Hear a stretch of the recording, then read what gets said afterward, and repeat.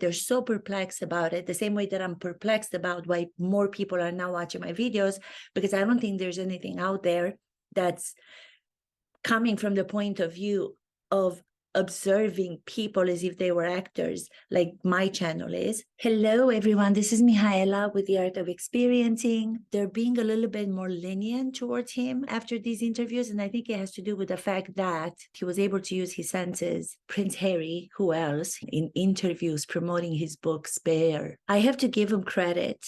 I know. What I realized that he's doing, which he did not do in the Netflix series, is that somebody must have taught him. I don't think it's his B-list celebrity wife, in the way that he is actually audio reading the book, and somebody who wrote the book or somebody else, his therapist, someone is teaching him how to describe events from his life by using all of his senses. This is such a powerful tool that actors, especially method acting actors, are basing their acting on. When you're describing an event and you're just making a general statement about the event without using the description involving the senses, that general statement is not going to pull at anybody's heartstrings. But if you're going into the description by using your senses, that is going to create sympathy for the person who's describing it. Talking about the fact that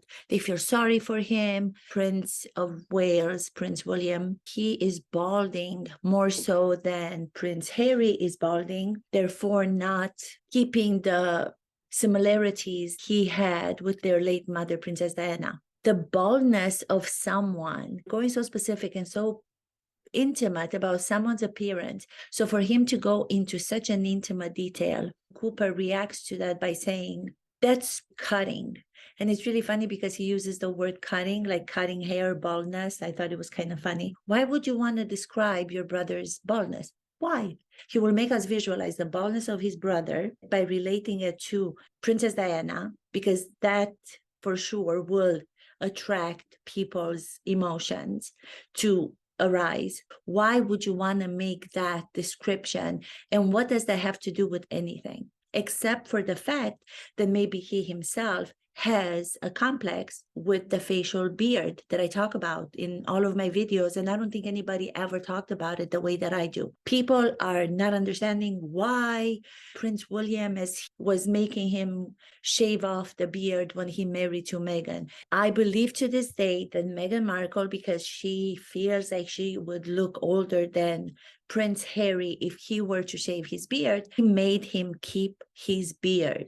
Prince Harry, when he discusses the event and the fight that he had with Prince William commanded him, because he's the heir and he's only the spare, he commanded him to shave off. He doesn't go deeper to say, maybe there was something more about that situation, meaning maybe Prince William knew that Meghan was the one that was controlling the way that his appearances, his brother's appearances, Harry's appearances, wanted to be kept, because Meghan was insistent on not letting him take off his beard. Anderson Cooper doesn't go into that. He just says that's very cutting. I think what kind of makes me a little bit sad about the whole situation and the way that he's describing all of these events is that he believes he's the only one on this planet who's been sad in his life, who's lost in his life. Do you know how many people there are out there who have gone through similar situations of trauma, of loss, of not being able to grieve? And those people do not have the same privileged life and the same opportunities and the same sources that this guy has to be able to overcome them. To watch him still feeling that he has not been able to get over it, to me, does not make sense. I think the reason why he's doing it, he's choosing to go back and relive those situations, is because he wants to be relevant. He doesn't have anything else to be relevant with. He hasn't done anything by himself in his work to show relevance in the world. The only thing that he has to focus on is the past, so that he taps into the past. He drops into those events. Actors have to do that all the time. Great actors have to do that all the time. They have to relive personal events from their life and they have to experience those, and then they have to set them to the side on a shelf. That's the difference. They have to put them on the side, they have to put them on the shelf, and have the knowledge to know those events were in the past. You only go to them when a role is calling upon you to have an emotion as a character. And if the imaginary fictional story of the character do not make you feel anything, then you go to the personal events that you had placed on the shelf. For Prince Harry to drop into those events from the past when he mentally doesn't seem like he's stable to do so, then that's really sad. People who have been at the actor studio, there is an incident that people tell us where there was an actor and he was finishing a show, in that show, and his character and the role that he was in was demanding of him to be so emotional. At the end of it, the same actor, when the curtain came down, when everybody was applauding and the show was over, the actor kept on crying. And everybody in the audience thought, my God, what an amazing actor. He's still living the emotional life of the character. And Strasberg said, stop, stop, stop, stop, stop. Do not applaud somebody for not being able to realize the play is over and now understand the reality of what is. He's an actor, he's playing a character, he did the emotional life of the character. Now it is over. If you're not ready mentally, emotionally, to be able to distinguish between this is the past, this is the event that I'm going to recall as an actor to bring to the character, but when the play is over, I'm going to be able to stop it. Then Strasberg said to the actor, do not come back. You're not ready to be an actor. Because if you're not mentally okay, if you're not emotionally okay to distinguish between the two, that's when it becomes dangerous. I think maybe with the therapy he says he's been having for a long time, what I think happened is when the B-list wife came into the picture, I think she was the one that realized how to manipulate him into those situations by dragging him back to relive his past.